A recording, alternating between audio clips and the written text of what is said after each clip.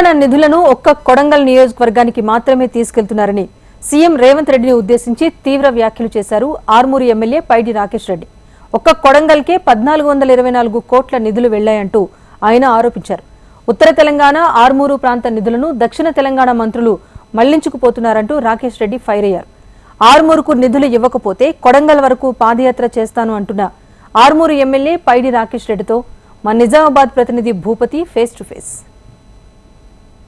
Parliament ఎన్నికల నేపథ్యంలో ఎన్నికల ప్రచారాలు హీటెక్కుతున్నాయి. ఈ నేపథ్యంలో అభ్యర్థులతో పాటు పార్టీల నేతల మధ్య మాటల యుద్ధం కొనసాగుతుంది. ప్రస్తుతం మనతోటి ఆర్మూరు ఎమ్మెల్యే ఉన్నారు, వారితో మాట్లాడించే ప్రయత్నం చేద్దాం. సార్ చెప్పండి, రాకేష్ రెడ్డి గారు ఇప్పటికే ఆర్మూరు అభివృద్ధికి నిధులు విడుదల చేస్తున్నారని రేవంత్ చేసిన ప్రకటన పట్ల మీరు ఎట్లా చూస్తారు? ఒకటేనండి, రేవంత్ అంటే ఏంటి?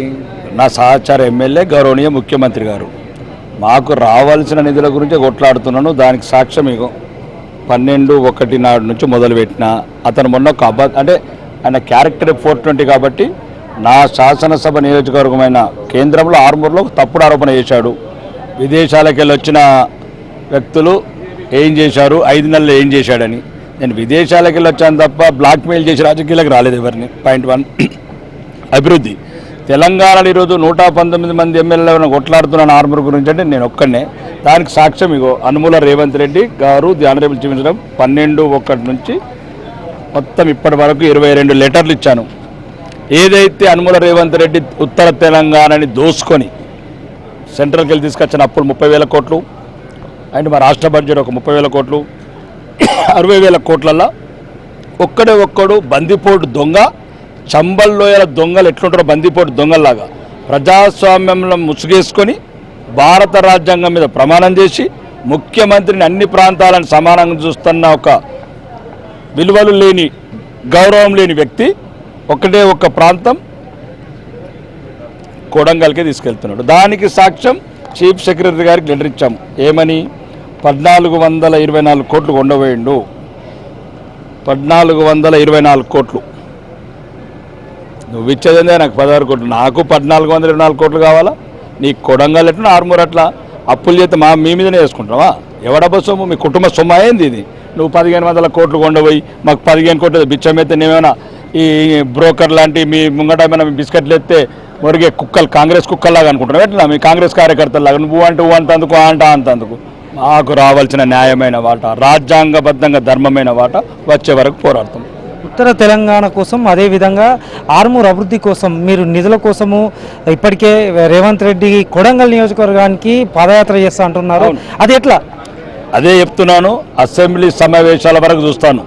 బడ్జెట్లో ఇప్పటికీ ఇన్ఫర్మేషన్ యాక్ట్ ప్రకారం చీఫ్ సెక్రటరీ గారికి ఇవ్వడం జరిగింది, గవర్నర్ గారు కూడా లెటర్ పెట్టడం జరిగింది.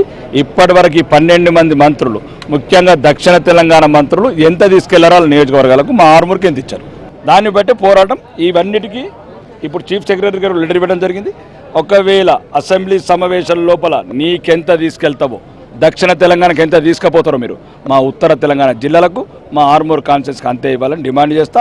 అవసరమైతే ఇప్పుడు బహిరంగంగా చెప్తున్నా, ఉత్తర తెలంగాణ అంతా కదుపుతా. అవసరమైతే కొడంగల్కి వచ్చి అన్ని ధ్వంసం చేస్తాం, ప్రతి ఒక్కటి కూలగొడతాం. 1424 కోట్లు పెట్టి ఏదైతే దోసుకపోతున్నావో తెలంగాణని, ఉత్తర తెలంగాణని, అవసరమైతే ఉత్తర తెలంగాణ ఎమ్మెల్యేలందరినీ ఒకటి చేస్తా. అవసరమైతే కాంగ్రెస్ ఎమ్మెల్యేలను కూడా ఒకటి ఏకం చేస్తా.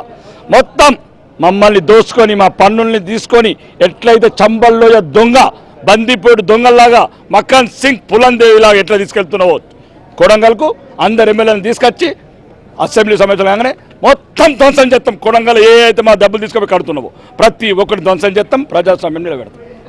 తెలంగాణ రాష్ట్ర బడ్జెట్ నుంచి తీసుకెళ్లిన 1424 కోట్ల నిధులను కొడంగల్కే కాదు మా ఆర్మూరు నియోజకవర్గానికి, ఉత్తర తెలంగాణ ప్రాంతానికి కూడా ఇవ్వాలా, లేకుంటే ఉత్తర తెలంగాణ ఉద్యమం తీసుకువస్తానని పైడి రాకేష్ రెడ్డి సంచలన వ్యాఖ్యలు చేస్తున్నారు. ఈ సంచలన వ్యాఖ్యలతో మరోసారి తాను కొడంగల్లో ఉద్యమం చేస్తాను అని కూడా చెప్తున్న పరిస్థితి నెలకొంది. కెమెరా పర్సన్ కళ్యాణ్తో భూపతి, HM TV, నిజామాబాద్.